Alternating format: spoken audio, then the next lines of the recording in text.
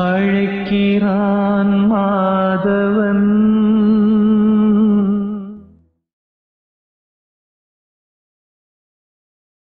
எல்லோருக்கும் வணக்கம்.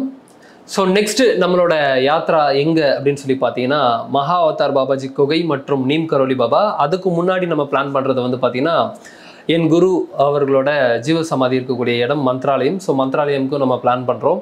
நீங்கள் இதை பற்றின டீட்டெயில்ஸ் வேணும் அப்படின்னா ஆஃபீஸ் நம்பரை கான்டாக்ட் பண்ணுங்கள். மற்ற டீட்டெயில்ஸ் எல்லாமே உங்களுக்கு வாட்ஸ்அப் பண்ணுவாங்க. சரி, இன்றைக்கி நம்ம எந்த ஒரு விஷயத்தை பற்றி பேச போகிறோம் அப்படின்னு சொல்லி பார்த்தீங்கன்னா, இந்த காலை எழக்கூடிய ஒரு விஷயம் எல்லோருக்குமே ரொம்ப பிடிச்ச ஒரு விஷயம். காலையில் எழுந்தால் என் வாழ்க்கையே மாறிடும் அப்படின்னு சொல்லி எல்லோருமே ரொம்ப ஆர்வத்தோடு போய் படுப்போம். காலையில் எழுந்திரிக்கணும்னு சொல்லியும் பிளான் பண்ணுவோம். ஆனால் அந்த ஒரு நேரம் வரும்போது நம்ம எழுந்திரிப்போமா அப்படின்னா பட்டுன்னு ஒரு அலாமை ஒரு ஆஃப் பண்ணிவிட்டு இல்லை ஒரு ஸ்னூஸ் பண்ணிவிட்டு திரும்பவும் பெட்ஷீட்டை போத்திட்டு நம்ம படுத்துடுறோம். ஆனால் இந்த காலை நேரத்தை சரியாக பயன்படுத்தினா வேறு லெவலில் ஒரு வாழ்க்கையோட மாற்றம் இருக்குமா அப்படின்னா பல பேர் சொல்கிறாங்களே, இருக்குமா அப்படின்னா எஸ், நிச்சயமாக இருக்கும். ஏன்னா இது என்னோட அனுபவபூர்வமான ஒரு உண்மை. நான் வந்து மெடிடேஷன் ஸ்டார்ட் பண்ண டைமில் ரொம்ப அதிகமாக மெடிடேட் பண்ணுவோம். இப்போ நைட் போய் படுக்க போகிறதுக்கு முன்னாடி ஒரு 9 o'clock முன்னாடியே வந்து டோட்டலாக லைட்லாம் ஆஃப் பண்ணிவிட்டு விளக்கேற்றி வச்சுட்டு மெடிடேட் பண்ணிட்டு தான் போய் படுப்பேன். ஸோ தூங்கி எந்திரிக்கும் போது வந்து பார்த்தீங்கன்னா ஒரு யோகத்துலேருந்து எந்திரிக்கிற மாதிரி இருக்கும். அதே மாதிரி வந்து பார்த்தீங்கன்னா நைட்டில் ஒரு 12 மணிக்கு உட்காந்து மெடிடேட் பண்ணுவேன். காலையில் ஒரு 2:45 அந்த மாதிரி எழுந்துட்டு ஒரு 3 o'clock குளிச்சுட்டு ஃப்ரெஷ்அப் ஆகிட்டு கொஞ்சம் அப்படியே நடந்து ட்ராவல் பண்ணி போய் மெடிடேட் பண்ணுறதுக்கு ஒரு இடம் போவேன். என்னோடய ஆஃபீஸ்க்கு போவோம் திருப்பூரில்.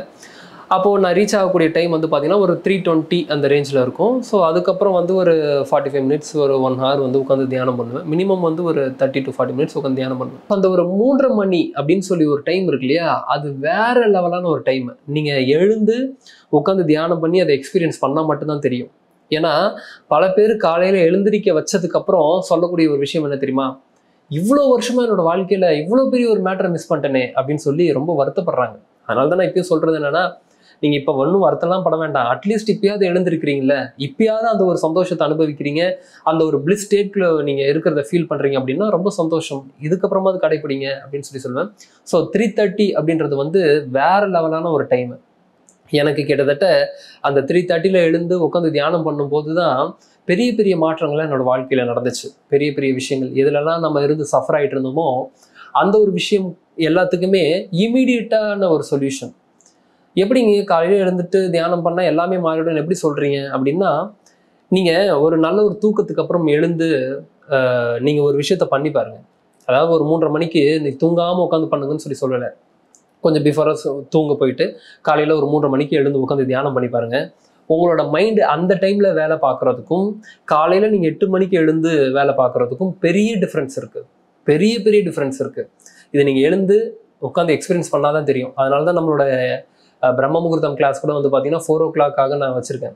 எப்படி சில பேர் கூட கேட்டாங்க, என்னங்க 4 o'clock வச்சுருக்கீங்க, யாருங்க எழுந்திருப்பாங்க அப்படின்னு சொல்லிலாம் கேட்டாங்க. ஆனால் 4 o'clock கிளாஸில் கிட்டத்தட்ட 500 பேர் 600 பேருக்கு மேலே கலந்துக்கிறீங்க அப்படின்னா அப்போ எல்லோருக்குமே அந்த ஆர்வம் இருக்குது. எழுந்ததுக்கப்புறம் நான் என்ன பண்ணுறதுன்னு தெரியல, எழுந்துட்டு நான் என்ன மாதிரி விஷயங்களை செய்யணும், அதுக்கப்புறம் நான் அதை எப்படி ப்ரொசீட் பண்ணணும் அப்படின்றது எதுவுமே தெரியல. ஸோ அதை பற்றிலாம் நீங்கள் வருத்தப்படவே வேண்டாம். ஜஸ்ட்டு எழுந்துறீங்க, உட்காந்து மெடிடேட் பண்ணுங்கள். அதுக்கப்புறம் உங்களோட கடமையை நீங்கள் செய்ய ஆரம்பிங்க. இன்றைக்கான டாஸ்க் என்ன, இன்றைக்கி நான் என்ன பண்ண போகிறேன், இது எல்லாத்தையும் நீங்கள் பண்ண ஆரம்பிச்சிட்டிங்கன்னா ஆட்டோமேட்டிக்காக அதுவே உங்களை கைட் பண்ணும். இல்லையா, நம்மளோட பிரம்ம முகூர்த்தம் கிளாஸை என்ரோல் பண்ணிக்கோங்க. அதுக்கப்புறம் நான் அதில் என்னென்ன டீச்சிங்ஸ்லாம் சொல்கிறேனோ அது எல்லாத்தையும் ஃபாலோ பண்ணுங்கள். பட் இல்லைங்க அதெல்லாம் கலந்துக்க முடியாது அப்படின்னா ஒன்றும் பிரச்சனை இல்லை. எழுந்து ஒரு 3:30 மணிக்கு எழுந்து உட்காந்து தியானம் பண்ணி பாருங்கள். வேறு லெவலான எக்ஸ்பீரியன்ஸை நீங்கள் எக்ஸ்பீரியன்ஸ் பண்ணுவீங்க. ஏன்னா அந்த டைமில் இந்த 3:30 மணிக்கு ஒரு அந்த நேரம் இருக்கு இல்லையா, அது வேறு லெவலான ஒரு டைம் சொல்கிறேன் இல்லையா, அந்த டைமில் நீங்கள் உட்காந்து தியானம் செய்யும்போது உங்களுக்கு புதிய புதிய சிந்தனை பிறக்குது. நீங்கள் இதுக்கு முன்னாடி எதெல்லாம் பிரச்சனையாக பார்த்துருந்தீங்களோ அந்த பிரச்சனை எல்லாம் ஆட்டோமேட்டிக்காக விலக ஆரம்பிக்குது. எப்படிங்க ஆட்டோமேட்டிக்காக விலகும்? மனம் அது செம்மையானால் என்ன நடக்கும்? மந்திரம் ஜபிக்க வேண்டாம். மனம் அது செம்மை ஆயிடுச்சுன்னா மனம் எப்படி செம்மையாகும் அப்படின்னா, நீங்கள் சின்ன சின்ன விஷயங்களை கடைபிடிப்பதன் மூலமாக சில ஹேபிட்ஸை உங்களோட வாழ்க்கையில் நீங்கள் அப்ளை பண்ணுறது மூலமாக கொண்டு வருவதன் மூலமாக விஷயங்கள் எல்லாமே இங்கே மாற ஆரம்பிக்குது. அப்போ இந்த 3:30 மணிக்கு நீங்கள் எழுந்து உட்காந்து தியானம் பண்ணும்போது ஆல்ரெடி நீங்கள் ஒரு நல்ல தூக்கத்துலேருந்து எந்திரிக்கும் போது மைண்டு கொஞ்சம் ஆஃப் ஆன ஸ்டேட்டில் தான் இருக்கும். அந்த ஸ்டேட்டில் உட்காந்து நீங்கள் ஒரு நல்ல நிலைக்குள்ளே போகணும்னு சொல்லி நீங்கள் ப்ராக்டிஸ் பண்ணும்போது திரும்பவும் மைண்டை வந்து ஒரு ஆல்ஃபா ஸ்டேட்லேயே நீங்கள் வச்சிருக்கிற முயற்சி பண்ணும்போது, எண்ணங்களற்ற நிலையிலே வச்சிருக்கணும்னு முயற்சி பண்ணும்போது நிச்சயமாக உங்களுக்கு இதுவரை பிரச்சனை இருந்தது எல்லாமே தீருது. அதுக்கு ஒரு புது சொல்யூஷன் வந்து கிரியேட் ஆகுது. இப்போ இன்னைக்கு நீங்கள் ஒன்று வேணும்னு நினைக்கிறீங்கன்னு வைங்களேன், ஒரு 3:30 மணிக்கு எழுந்து உட்காந்து நீங்கள் ஒரு தியானம் பண்ணி பாருங்களேன். அதுக்கு உண்டான ஒரு ஆப்பர்ச்சுனிட்டி என்னவோ இந்த பிரபஞ்சம் அதை கிரியேட் பண்ணுது.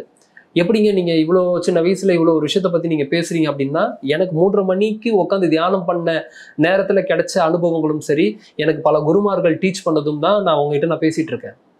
அப்போ இந்த காலையில் உட்காந்து நம்ம தியானம் பண்ணும்போது அதுவே ஒரு ஒரு விஷயத்தையும் கற்று தருது. இன்னைக்கு நான் கிளாஸில் பேசக்கூடிய விஷயங்கள் எல்லாமே நான் அனுபவித்து பேசக்கூடிய ஒரு விஷயங்கள். அப்போ அந்த மாதிரியான ஒரு நேரத்தில் உட்காந்து நம்ம ப்ராக்டிஸ் பண்ணி தியானம் பண்ணும்போது வேறு லெவலான ஒரு விஷயத்தை நீங்கள் ஃபீல் பண்ணுவீங்க.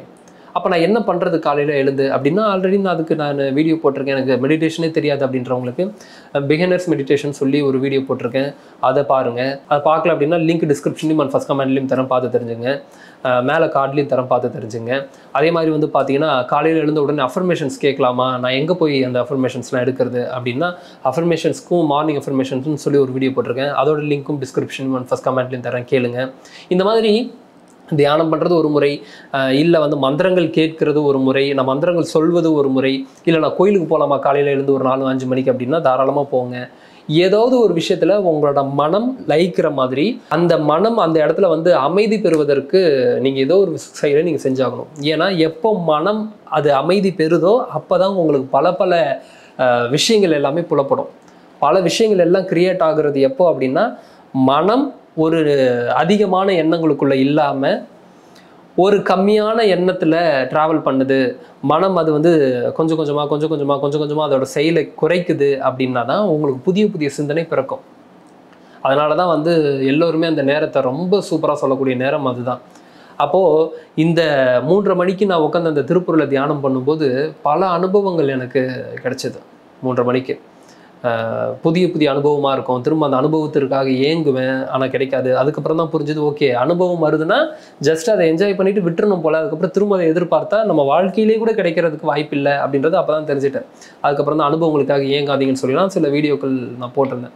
ஸோ இந்த 3:30 மணியோட தியானம்ன்றது வந்து ரொம்ப சூப்பரான ஒரு தியானம். நெக்ஸ்ட் வீடியோவில் வந்து கூட நான் வந்து உங்களுக்கு ஒரு மந்திரம் ஒன்று தரேன். ஸோ அந்த மந்திரம் என்னோட வாய்ஸில் நான் ரெக்கார்ட் பண்ணி உங்களுக்கு தரேன். நீங்கள் அதை போய் டவுன்லோட் பண்ணிக்கலாம். நெக்ஸ்ட்டு அப்கமிங் வீடியோஸில் நான் அதை பண்ணித்தரேன். அதை டவுன்லோட் பண்ணி கூட நீங்கள் கேட்டுட்டு வாங்க. சப்போஸ் நீங்கள் இந்த வீடியோவை லேட்டாக பார்க்குறீங்க அப்படின்னா ஃபஸ்ட்டு கமெண்ட்டில் அண்ட் டிஸ்கிரிப்ஷனில் கூட செக் பண்ணி பாருங்கள். இதோட செகண்ட் வீடியோவில் நான் வந்து உங்களுக்கு அதோட லிங்க் தரேன். நீங்கள் போயிட்டு அந்த ஆடியோவை டவுன்லோட் பண்ணி டெய்லியும் கேட்டுக்கிட்டே வரலாம்.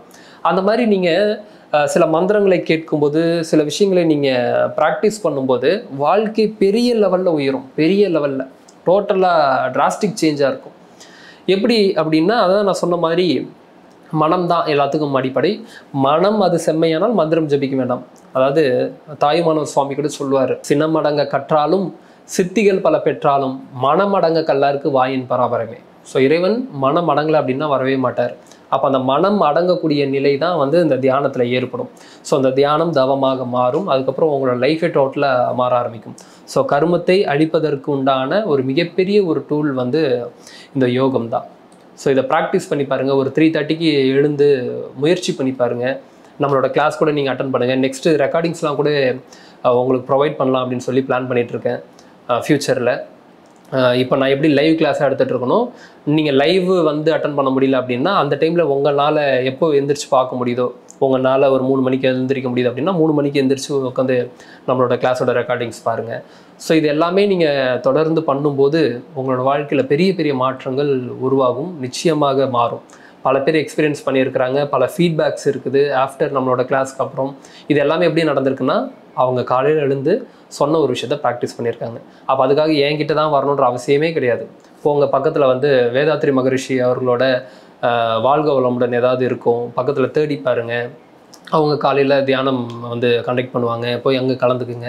இல்லை பக்கத்தில் ஏதாவது மெடிடேஷன் ஹால் இருக்கான்னு பாருங்கள், போய் உட்காந்து மெடிடேஷன் வந்து குரூப் மெடிடேஷன் பண்ணுங்கள். இல்லை வீட்டில் தாங்க எனக்கு வாய்ப்பு இருக்குது, வீட்டில் பண்ணலாமான்னா ஏதோ ஒரு அஃபர்மேஷன்ஸை போட்டு விட்டு மெடிடேட் பண்ணுங்கள். இல்லை யாராவது கைடட் ஆடியோ இருந்துச்சுன்னா கைடட் ஆடியோ போட்டு மெடிடேட் பண்ணுங்கள். என்னை பொறுத்த வரைக்கும் மெடிடேட் பண்ணுங்கள், அவ்வளோதான். அதை மெடிடேட் பண்ணி பாருங்கள். அதுக்கப்புறம் ரிசல்ட் எப்படி இருக்குன்றதை நீங்கள் சொல்லுவீங்க. பெரிய பெரிய மாற்றங்கள் நிகழும். மெடிடேஷனே இது வரைக்கும் தெரியலங்க அப்படின்றவங்களுக்கு இது ஒரு கேள்வியாக தான் இருக்கும், அது எப்படி மாறுன்றது. பண்ணி பாருங்கள், அதுக்கப்புறம் வந்து சொல்லுங்கள். ஸோ இதுக்கு முன்னாடி நீங்களும் ஒரு மெடிடேட்டராக இருந்தீங்கன்னா எந்த மாதிரியான ப்ராக்டிஸ் பண்ணுறீங்க அப்படின்றத கமெண்ட் செக்ஷனில் கமெண்ட் பண்ணுங்கள்.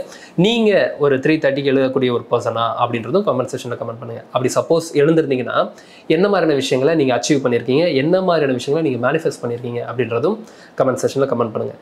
மீண்டும் இதே மாதிரி இன்னொரு வீடியோ பதிவில் சந்திக்கிறேன். நன்றிகள், வணக்கம். சார் வணக்கம். ஆல்ரெடி நான் ஏற்கனவே உங்ககிட்ட வந்து என்னோட திதி தேவதை ஃபோட்டோவும் என் ஒய்ஃபுக்கும் வாங்கியிருக்கேன் சார்.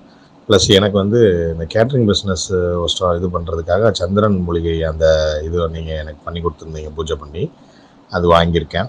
அது இப்போ நல்லா எனக்கு பாசிட்டிவாக இருக்குது சார். இப்போ நான் கொஞ்சம் ரியல் எஸ்டேட்டில் லேண்ட் பிஸ்னஸ் மலையில் கொடைக்கானல் தாண்டிக்கூடிய அந்த பக்கம் கொஞ்சம் பார்த்துட்ருக்கேன் சார். அது அந்த மாதிரி உள்ளதுக்கு எனக்கு அந்த ரியல் எஸ்டேட் பிஸ்னஸ்க்கு எதுவும் நம்ம அந்த மாதிரி அந்த மூலிகை எதுவும் ப்ரேயர் பண்ணி கொடுக்க முடியுமா சார்? எனக்கு கொஞ்சம் அது எனக்கு கொடுத்தீங்கன்னா கொஞ்சம் சப்போர்ட்டாக இருக்கும் சார். ரொம்ப தேங்க்ஸ் சார்.